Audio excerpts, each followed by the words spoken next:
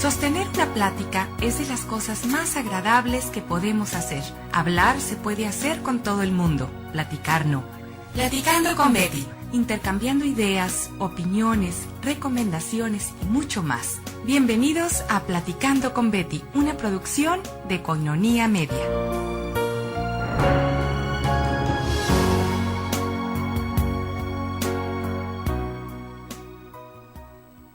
¿Qué tal? Muy buenas tardes. ¿Cómo están?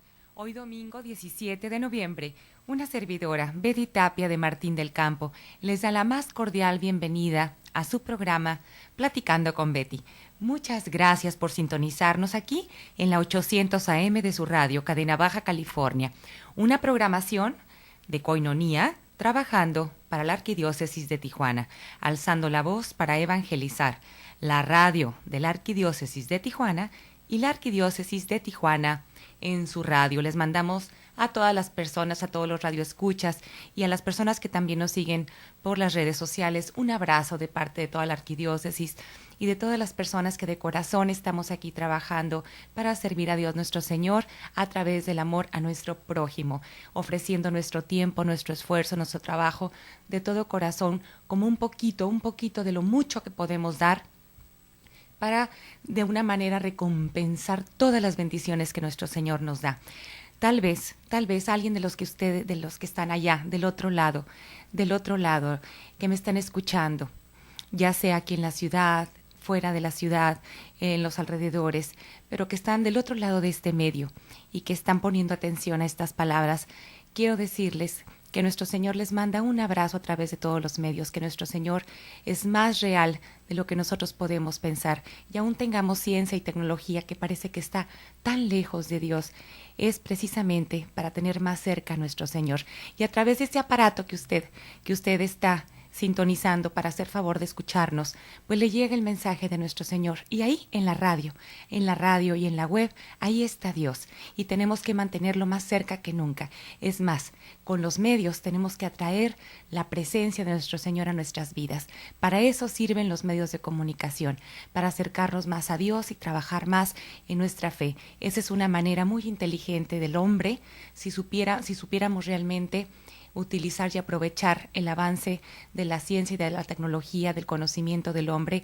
Esa es una manera muy provechosa de utilizar los medios para acercarnos más a todo aquello que nos lleva y nos conlleva y nos compromete a superarnos, a estar más cerca del amor de Dios, a comprender más la grandeza de nuestra religión, de la religión verdadera y de la verdad absoluta que es Dios nuestro Señor. Por lo tanto, usando pues estos medios para algo bueno, para fines buenos, quiero decirle que tal vez usted que me esté escuchando tenga algún problema serio, alguna tristeza, alguna pena.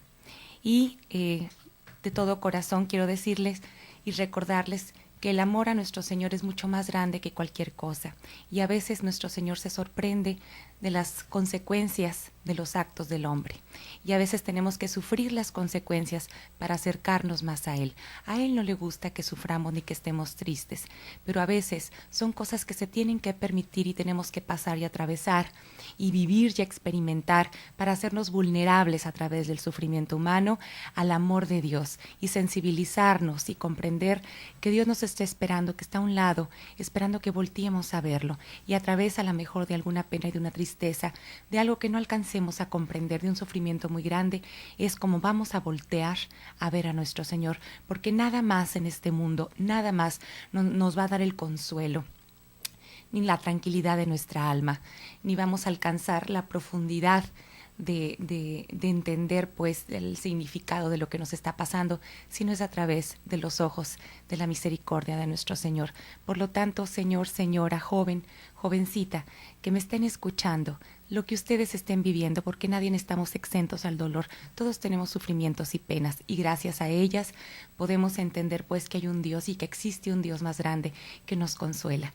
Ofrézcanle a Dios lo que están pasando, ofrézcanselo a nuestro Señor y Él se los va a saber recompensar. Recuerden que lo que estamos aquí viviendo, este paso pues, este paso de esta vida terrenal no es la felicidad eterna. La felicidad eterna la encontramos en la eternidad de nuestra alma, y la eternidad de nuestra alma encuentra precisamente su estado, su estado más alto de plenitud y de purificación cuando ya estemos cerca de Él. Por lo tanto, aquí hay que trabajar para llegar al purgatorio, pues lo más, lo menos manchado posible, ¿verdad? Lo menos manchado posible. Todos vamos al purgatorio, pero es necesario para podernos fundir con la llama del amor a nuestro Señor y poder purificar nuestra alma y llegar con un alma más limpia a la presencia de nuestro Señor. Y después, pues resucitaremos en un cuerpo puro y limpio también. Todo eso es una realidad no ahorita, claro, no ahorita, pero una realidad que estamos en ese proceso y en ese paso y en ese camino, en esa transición, para encontrarnos después todos con un alma pura ante la presencia de Dios. Hay que trabajar por ello, no pongamos nada más entonces la vista aquí, en lo mundano, en lo terrenal, en esta vida. Hay que trascender. Nosotros, la humanidad, tenemos esa gran cualidad y sobre todo la posibilidad y la necesidad de la trascendencia. Y allá es donde tenemos que ver, vivir el presente, saborearlo, disfrutarlo con el amor de Dios y todo lo bueno que tenemos, pero con miras a la trascendencia de nuestra alma. Bueno, después de estas palabras de amor que con mucho cariño les mando y les transmito, le mando también un saludo al señor arzobispo, le mandamos un saludo al padre Jeff y a Julio que está aquí en cabina y a todo al gran equipo de Koinonia que hace posible pues este gran proyecto y que tenemos que seguir adelante. Por lo tanto, a usted le agradecemos de parte de todo el equipo de Koinonia de antemano su apoyo económico, su ayuda para que esto siga con vida y siga vigente. Hemos estado viendo, pasamos ya al tema de nuestro programa, que hemos tenido esta continuidad en el tema de la educación.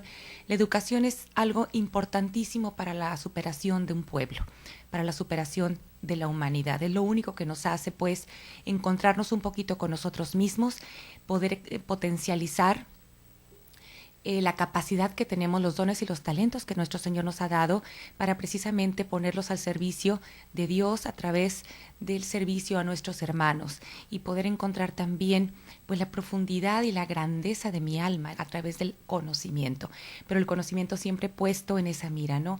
Que sea algo para el bien común y sea algo para mi superación personal. Por lo tanto, la educación es un tema importantísimo en cualquier pueblo, para cualquier nación, y de la cual aquí hemos venido hablando porque ahorita pues el diagnóstico dado por parte de la Conferencia del Episcopado Mexicano a través del libro de Educar para una Nueva Sociedad, pues nos refleja claramente cómo está, pues, como una radiografía, cómo está el tema de la educación en México. Hay un marco legal que no lo sustenta, hay un marco ético-moral muy carente, muy laxo, demasiado laxo, muy permisivo, muy relativista, que tampoco sustenta pues una ética de calidad, una educación con ética y con moral para la superación de la humanidad hacia una cultura de la vida, hacia una vida digna precisamente y hacia valorar pues la dignidad de la persona y a ver a la persona como tal, ¿no? Eso es pues la importancia de la educación, no es tanto el conocimiento de la matemática, no es tanto nada más el conocimiento de la gramática, de la lingüística, de la historia, sino todo aquello que conlleva al hombre a tener un pensamiento ideológico que sea usado con una recta moral y una recta conciencia para el bien de sí mismo, de las personas que lo rodean y de su comunidad. Por lo tanto, vemos que el sistema de la educación en México dista mucho, pues, de estas cualidades y de estas características, desgraciadamente. Muchas áreas de la ciencia no le están apoyando, pero mucho menos el Estado hablando de las autoridades, en donde pues se ve mucho el interés partidista, el interés económico, el poder, la manipulación que se pretende llevar al pueblo pues hacia unas ideologías que tal vez no, en muchas ocasiones, más bien dicho, en muchas ocasiones, en muchos rubros, no es la doctrina de la fe, ni un dogma de fe que nosotros como católicos y cristianos debemos llevar, sobre todo sustentado por un personalismo, ¿no? Que tenemos que respetar la dignidad de la persona desde la vida hasta una muerte natural, desde lo que es la concepción de la vida. Y todas esas cosas se van cultivando y se van cosechando desde las semillas que se avientan en la educación desde la primaria y la secundaria, para que lleguen pues después a jóvenes grandes a pensar muy fácilmente en esta liberación, en este libertinaje de querer hacer de su vida un placer y de no importar la concepción de la vida y de no importar la eutanasia, no importar el aborto, no importar que se vaya en contra de la naturaleza, con la libertad de pensamiento de género. Por lo tanto, esas semillitas se van aventando desde la primaria y eso es lo que los libros de nuestros hijos que da la Secretaría pues tratan de implementar. Por lo tanto, hay muchos rubros de la educación que lo hacen precisamente una educación no sustentable para un futuro próspero en nuestra nación, en donde sea una nación madura, una nación madura que vea por el bien de su pueblo y por el bien de la gente. Dista mucho de ver pues por los derechos de las personas. Por lo tanto, es importantísimo hablar. Ya ven ustedes las manifestaciones de los maestros que ni siquiera quieren una reforma educativa. ¿Por qué? Porque no hay que entender sus razones, sí, no estamos aquí en contra, pero todo lo que sea para la preparación y la superación de la persona, ¿por qué no reconocerse? ¿Por qué no quieren? ¿Por qué no les conviene? ¿Cuántos niños pues están en juego? ¿Cuántos niños en su educación pues carente de esos valores y de esos principios porque los maestros no quieren entender la trascendencia de su vocación? Desgraciadamente tenemos muchas personas que ponernos las pilas. Digo desgraciadamente porque vamos en contra de la corriente, pero eso no nos debe detener. Tenemos que alzar la voz de una manera pacifista y con amor para hacer notar al pueblo y para despertar las conciencias de que tenemos que trabajar, levantar la mano y protestar de una manera pacífica y con amor de que no estamos de acuerdo y no vamos con estas patrones o ideologías que nos están queriendo meter pues en nuestra cabeza desde chiquitos a nuestros niños en las escuelas. No va con nuestras convicciones. Vamos a una pausa y regresamos. No se vayan. Ahora hay mucho que platicar con Betty. No le cambies. Después de esta breve pausa, estamos contigo.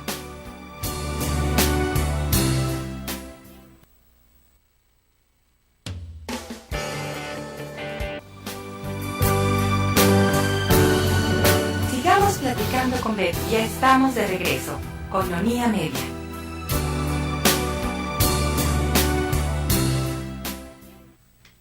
Ya estamos de regreso y les voy a dar los teléfonos en el estudio por si alguien gusta hacer una llamada. Aquí en Tijuana, si usted se encuentra aquí en la ciudad, 622-8962. Si está usted en Estados Unidos, 866-228-4305. En el resto de la República Mexicana, 01800-788-7606. Y si está usted por las redes sociales, es www.koinoniaradio.org o www.tjcatólico.com. Y saludamos pues a todos nuestros hermanos que están en el resto del país y fuera del país que nos siguen a través de las redes sociales. Muchas gracias pues por permanecer aquí con nosotros y continuamos después de darles un preámbulo de por qué, pues la importancia de hacer conciencia de la educación que se está recibiendo en nuestro pueblo, porque es precisamente una muestra de lo que en el futuro veremos en las conciencias de las próximas generaciones. La educación que se dio ahorita es la base y la raíz de lo que se verá después en las futuras generaciones. Por lo tanto, sí nos corresponde y sí nos toca alzar la voz, protestar y decir lo que queremos, hacia dónde queremos nosotros que nuestros hijos y nuestras generaciones futuras lleven a la conciencia, pues lleven la conciencia y lleven en la conciencia en los próximos años, porque serán las familias que construirán el futuro de nuestra iglesia y también hacia dónde irá pues el camino de nuestro pueblo. Y se llevan entre los pies a muchas familias vulnerables que son precisamente de escasos recursos, las familias más afectadas en esto, ¿verdad? Más afectadas en esto, son manipuladas totalmente. Y no reparamos en eso. Por lo tanto, sí es muy importante analizar el punto de la educación. Estamos analizando, llegamos al punto ahorita en dar una repasadita, un resumen de lo que ha sido la participación de la educación, de la iglesia en la educación. Y estábamos viendo el periodo de Álvaro Obregón en los años 1920 al 24, que fue el que designó como secretario a este gran personaje, José Vasconcelos, como secretario de Educación Pública, ¿verdad? Y él, José Vasconcelos, sí tenía una conciencia muy clara de qué tenía que ser, en qué se tenía que fundamentar la educación de los maestros, pues la preparación de los maestros, como la docencia, importantísima como ejemplo y testimonio, y en qué deberían de basar sus fundamentos para impartir las clases. Él sí tenía bien claro lo que es realmente la vocación de ser maestro. Y él, sin afán de ganar poder ni prestigio, José Vasconcelos consagró su trabajo a hacer de la educación un fin en sí misma, coincidiendo numerosas líneas de sus acciones con el proyecto educativo de la Iglesia. Vasconcelos reconocía que uno de los mayores problemas del país era que el mexicano no tomaba parte de su pasado y no estaba en total comunión con su cultura, debilitando así la identidad nacional. El mexicano, decía Vasconcelos, debía reconciliarse con su pasado, que como lo hemos venido analizando, posee en el cristianismo una parte importante de su identidad y de su cultura. Conviene resaltar que el proyecto educativo vasconcelista plenamente era humanista y empataba con las aspiraciones y objetivos de la concepción educativa de la Iglesia, y la ética era uno de los tres ejes. Era la física, la ética y la estética, con base en la persuasión y en el ejemplo. Se promovía la virtud, el propósito social de cada persona, la tolerancia, la fraternidad y la moral de servicio con valores fundamentados en las enseñanzas del Evangelio. Esto era lo que pretendía Vasconcelos y lo logró. Busca conformar un arquetipo de persona que desarrolle los conocimientos, actitudes y habilidades necesarias para vivir mejor en sociedad. El ministro siempre tiene en el horizonte educativo el saneamiento espiritual de la población mexicana, labor que se lleva a cabo si se incide también en la educación de las virtudes. Era lo que Vasconcelos decía. Un gran acierto de él, pues, fue valorar el papel principal del maestro en el quehacer educativo, quien era el centro y la raíz del mismo. En su modelo de trabajo y concepción de la educación, reconocía tres condiciones del maestro. Estas son las tres condiciones que reconocía Vasconcelos en un maestro. El educador, decía él, el educador enseña con su ejemplo, es modelo para los discípulos. En un punto número 2, los maestros, decía Vasconcelos, deben tener una verdadera vocación y amar su labor, caracterizada por valores espirituales, abnegación, humildad, ánimo y una moral de servicio. Y tercer punto, la formación que los profesores deben recibir tiene que ser la mejor. Y de ahí, pues, podemos ver ahorita, para muestra, basta un botón, como dice, ¿no? La cuestión de la reforma educativa, volvemos a cuestionarnos. ¿Por qué los maestros no la aceptan? ¿Por qué? Durante este periodo se crearon escuelas rurales con la finalidad de incorporar a las comunidades que hasta entonces estaban marginadas, y se llevaron a cabo misiones culturales, porque para Vasconcelos la cultura era un factor de liberación y dignificación de la persona, por supuesto. La cultura engloba, y ya lo habíamos comentado al principio, que empezamos a ver este libro, lo que es la cultura, ¿no? La cultura engloba el pensamiento del hombre, las costumbres, las tradiciones, sus raíces, su historia, su estilo de vida, su manera de pensar. La cultura es un concepto muy amplio.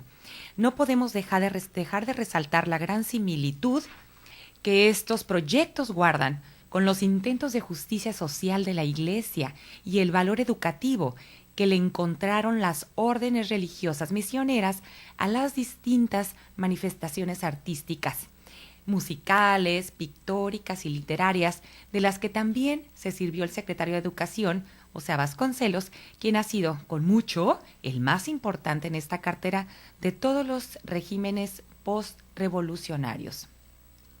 Aquí me voy a detener un poquito para hacer un paréntesis comercial.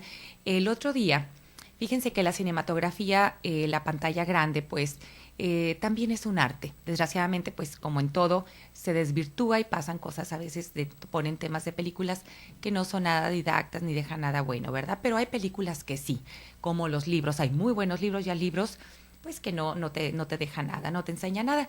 Pero bueno, hay muy buenas películas y hay que buscar buenas películas porque hay veces, por ejemplo, nuestros niños o jóvenes a veces son visuales y auditivos o más visuales que auditivos, ¿no?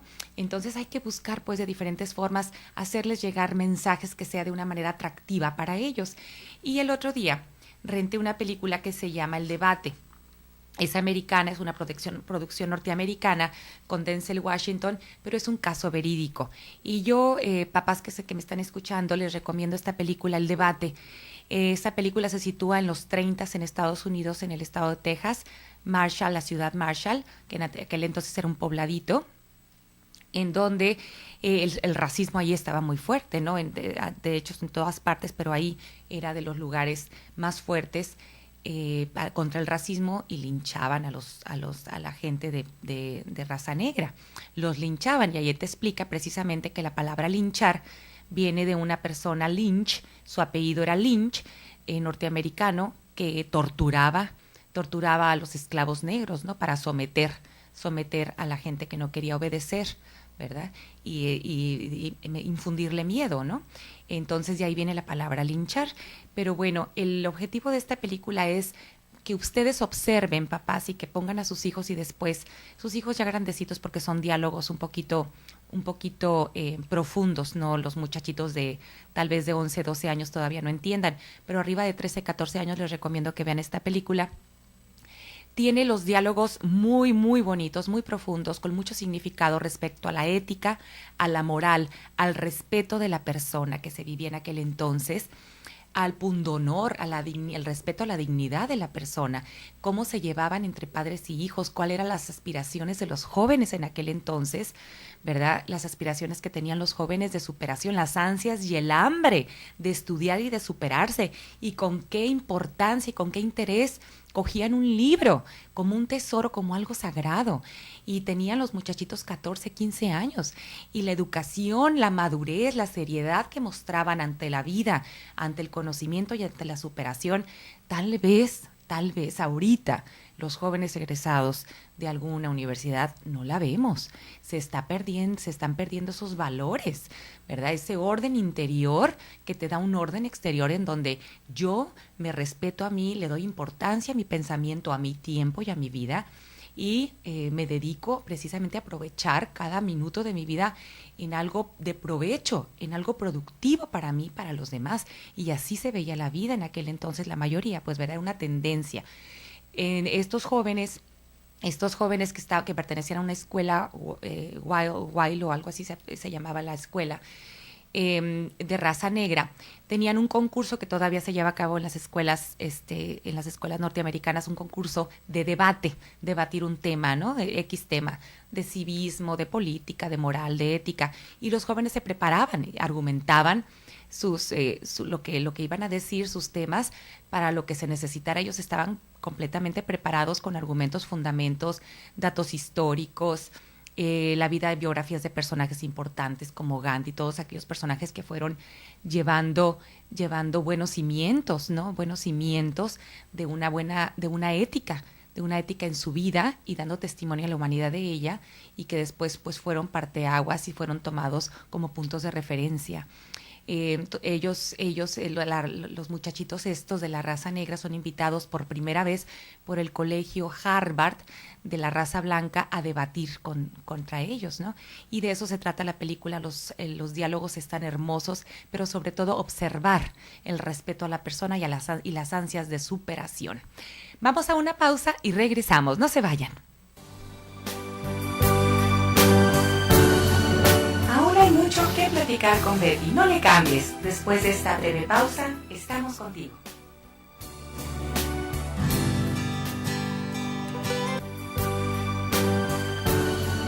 Sigamos platicando con Betty. Ya estamos de regreso con Nonía Media.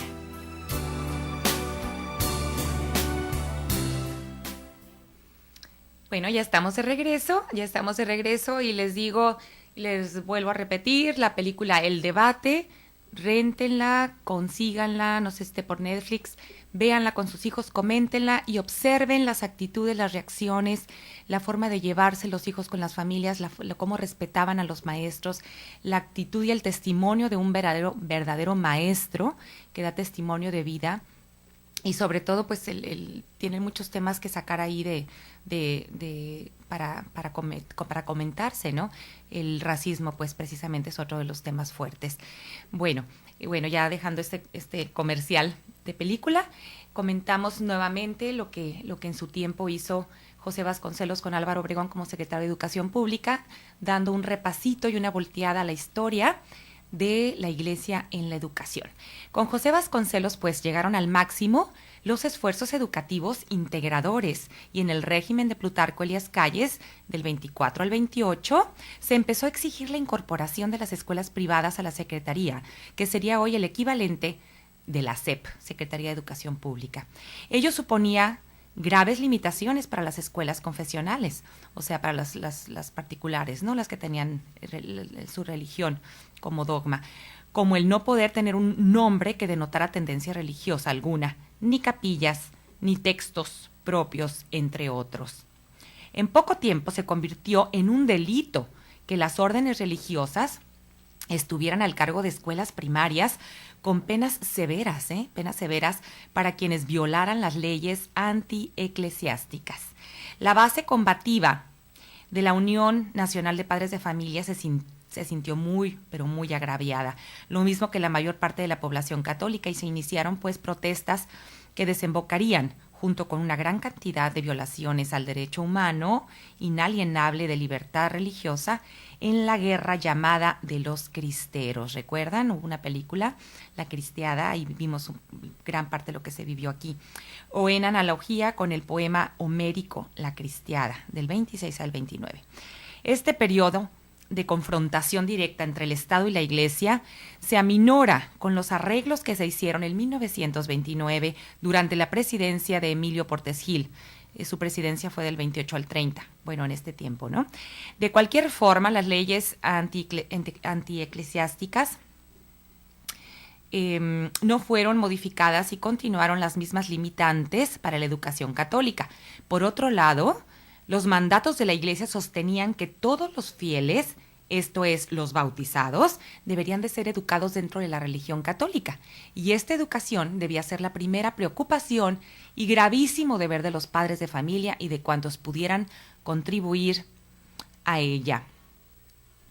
El 31 de diciembre de 1929, el Papa Pío XI dio a conocer la encíclica Divini Ilius Magistri, Divini Ilius Magistri, en la que se puntualizaron los conceptos básicos de la educación católica, fijando claramente sus objetivos, a saber, y aquí voy a citar textualmente un párrafo de este documento, puesto que la educación esencialmente consiste en la formación del hombre, cuál deber ser y cómo debe portarse en la vida terrena para conseguir el fin sublime para el que fue creado, es evidente que como no puede existir educación verdadera que no esté totalmente ordenada al fin último, así no puede existir educación completa y perfecta si la educación no es cristiana. Y se enumeraban en orden de importancia las entidades responsables: la Iglesia, la familia y el Estado. En ese orden: la Iglesia, la familia y el Estado.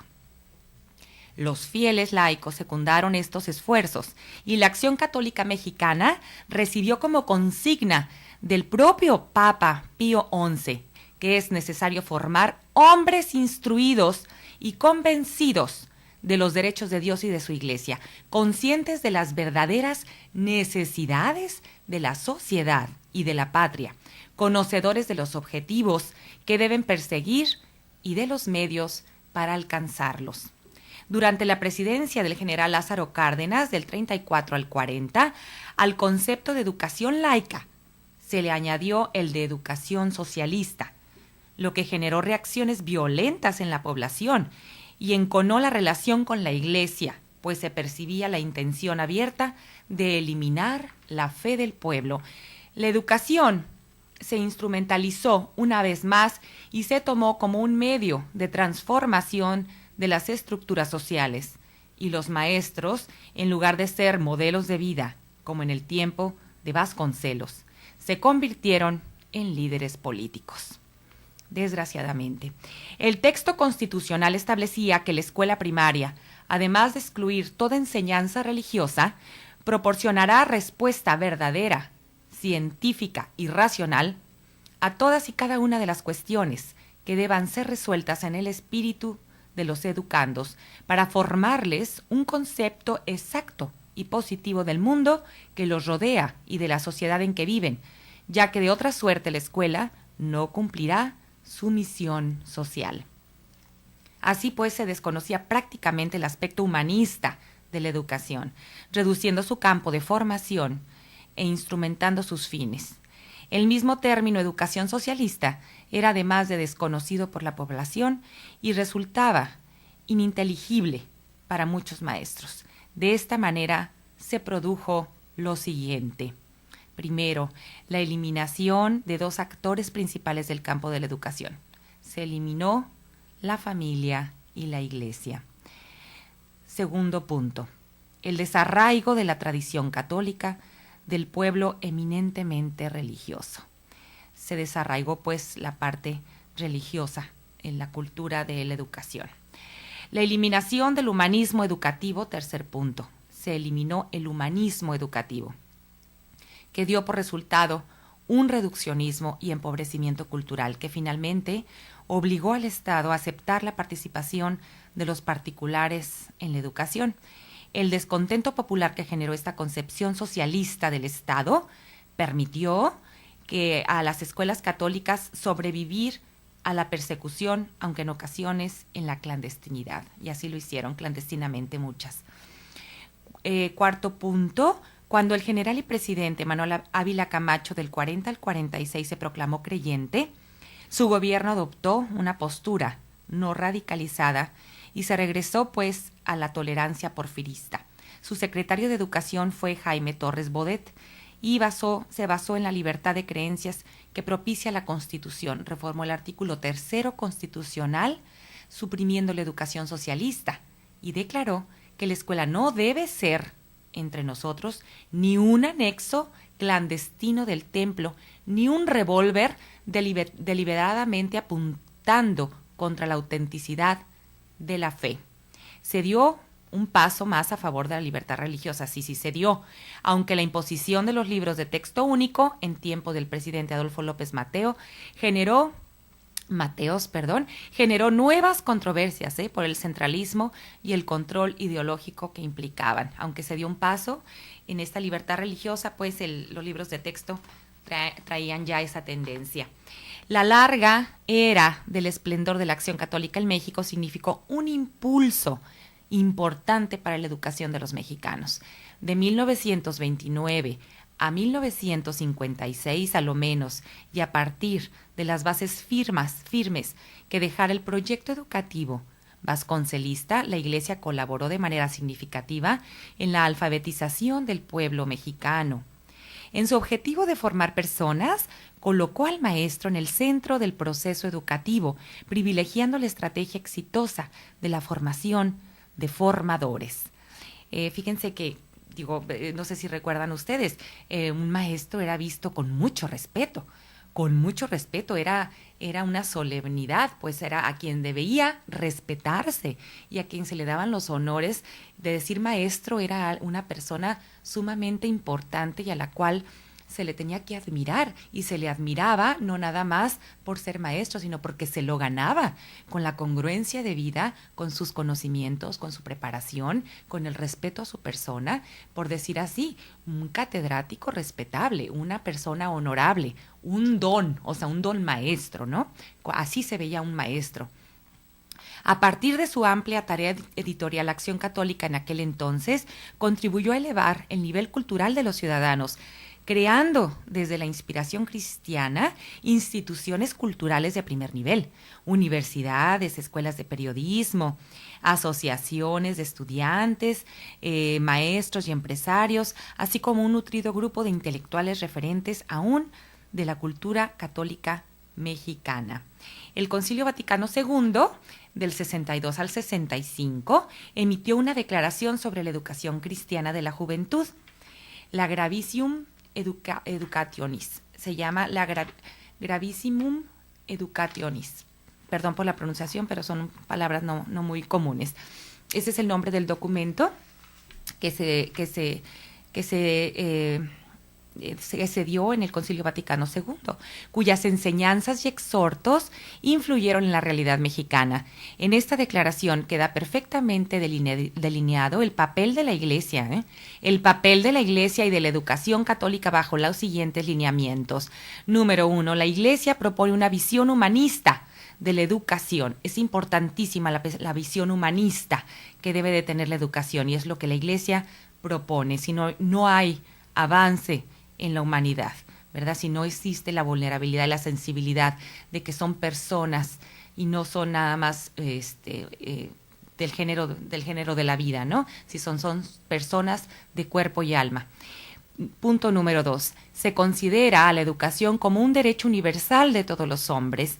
Y punto número 3, se señala que la verdadera educación se propone con la formación de la persona en orden a su fin último y al bien de las sociedades. Vamos a una pausa y continuamos, no se vayan.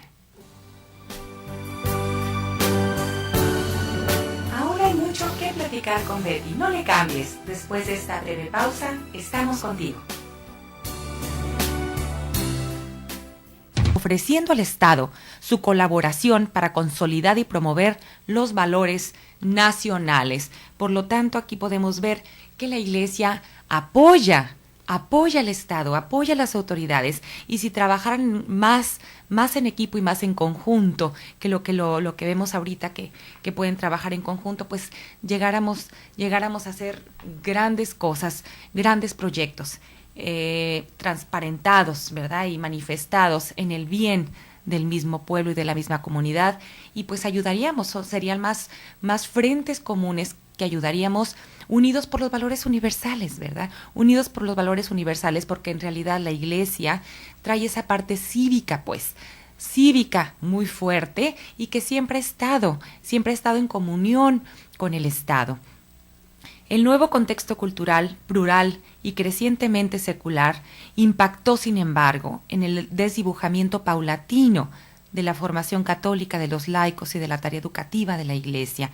El Estado mexicano, por su parte, privilegió modelos cada vez más distanciados de la educación en sí, que mediatizaban la educación con fines políticos y de partido, desgraciadamente. El fenómeno de la secularización, o sea, de esta división y las crisis internas y de vocaciones de las propias comunidades religiosas, ha afectado la presencia de la Iglesia en el ámbito educativo en los tiempos presentes, por lo que se requiere una profunda revisión a fin de valorar los logros, asumir los errores, discernirlos y transformarlos en sabiduría y oportunidades como condición de todo ser humano que aspira a la madurez y al progreso. La madurez y el progreso deben de ser los fines, pues, para encontrar esa formación integral del ser humano. El hombre debe de ser protagonista de su propia historia, y por eso es capaz de transformar la dinámica educativa cuando no favorezca a su realización.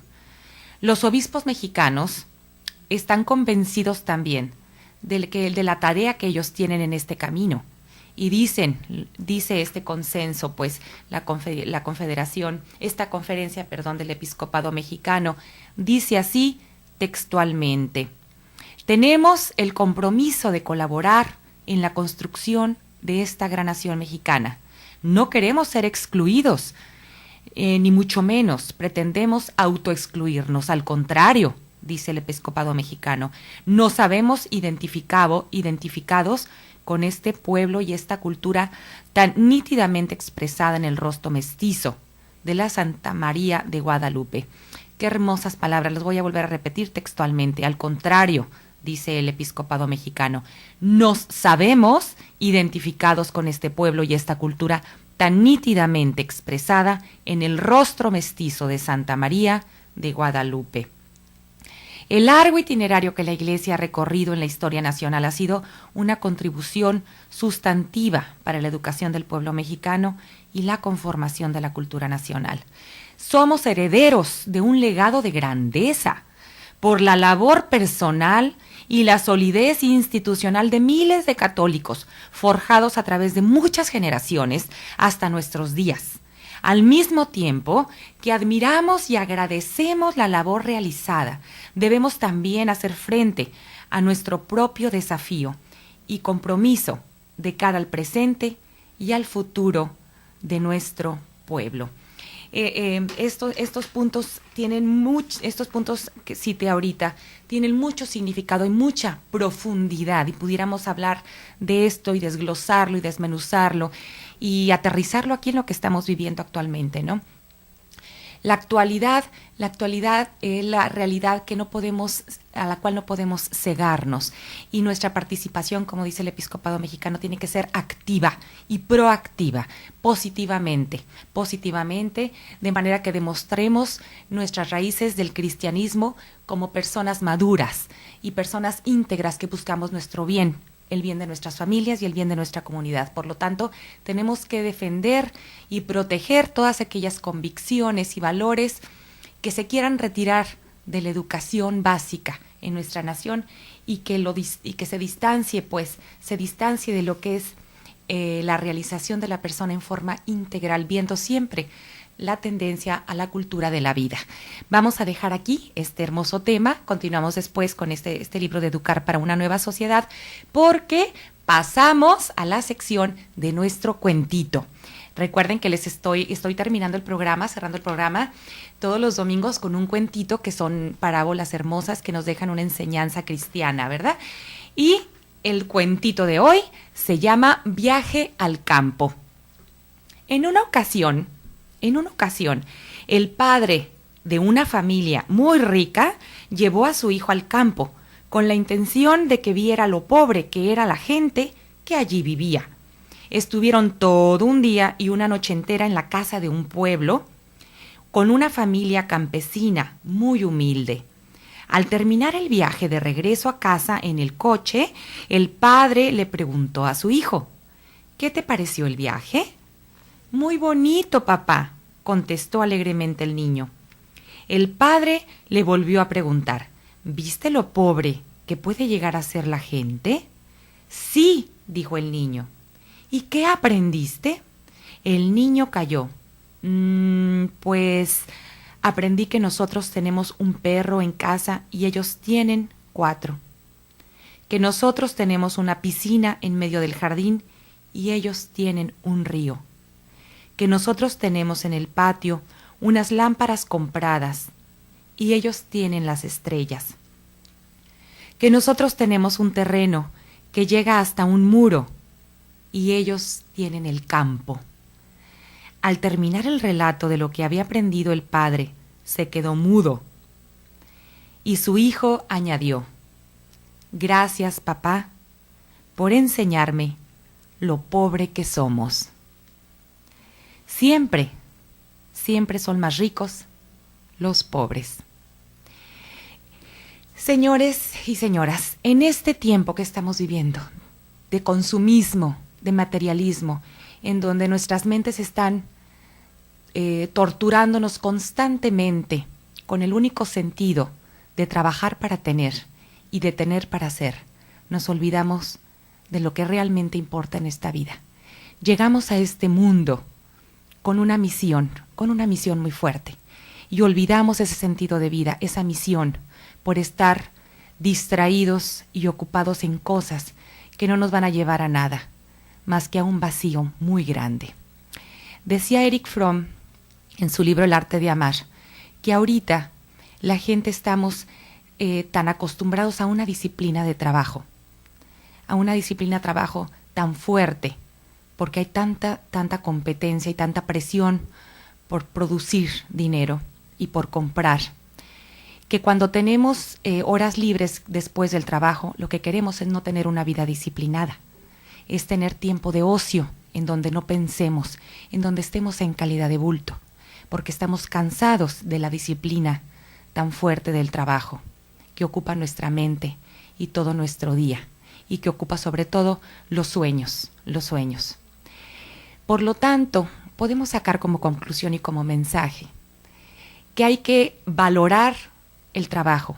Es una bendición, hay que ofrecérselo a Dios, pero esa es una parte de nuestra vida. El producir dinero es nada más tener lo necesario para poder vivir, porque se ocupa, es una realidad, no la podemos descartar. Pero lo importante en esta vida es valorar todo lo que Dios nos da. Y esa libertad de poder disfrutar lo que no cuesta es un regalo y una bendición todos los días. El levantarse, el respirar, el ver la luz, el ver el amanecer, el sentir el aire fresco, el recibir el beso de su hijo, el beso de su esposa, eso no tiene precio. Y nos desacostumbramos y nos hacemos un estilo de vida en donde esos valores ya no caben en nuestra mente porque no le damos tiempo, porque ya no es importante. Los invito a reflexionar en la bendición de cada día. Los invito el próximo domingo a este programa. Muchas gracias.